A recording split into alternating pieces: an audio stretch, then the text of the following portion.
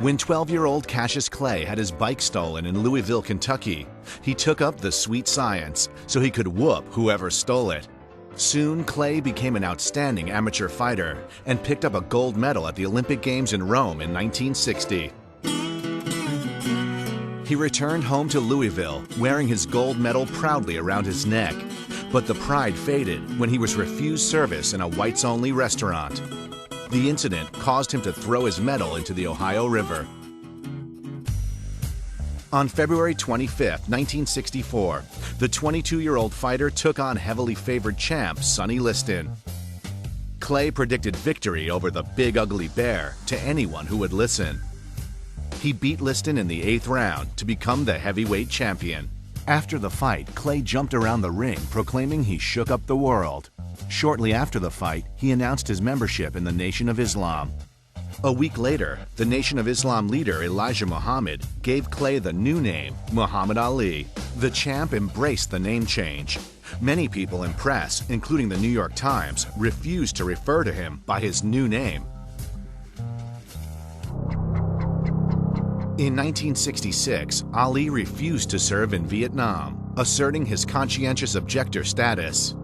In 1967, he was found guilty of refusing induction into the armed forces. He appealed, but the damage was done. He was stripped of his belt and banned from boxing for 3.5 years. Ali returned to the ring in 1971, taking on Joe Frazier in a title fight dubbed the Fight of the Century. Frazier beat Ali in the first of 3 savage battles the men would engage in. After winning the belt back from Frazier in a rematch, he would lose it to Ken Norton and receive a broken jaw in the process.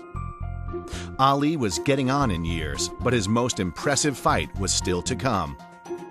In October of 1974, in Zaire, Ali took on the seemingly invincible champ George Foreman. Well, Ali knew that you couldn't really dodge Foreman, but what he knew that Foreman could tire easily.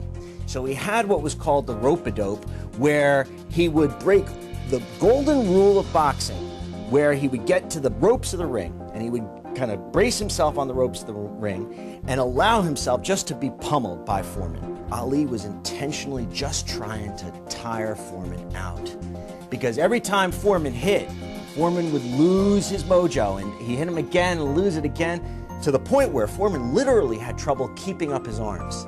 And now Ali, who withstood all those blows, was able to pound Foreman right in the head and knocked him out. The Rumble in the Jungle was one of the greatest upsets in the history of boxing.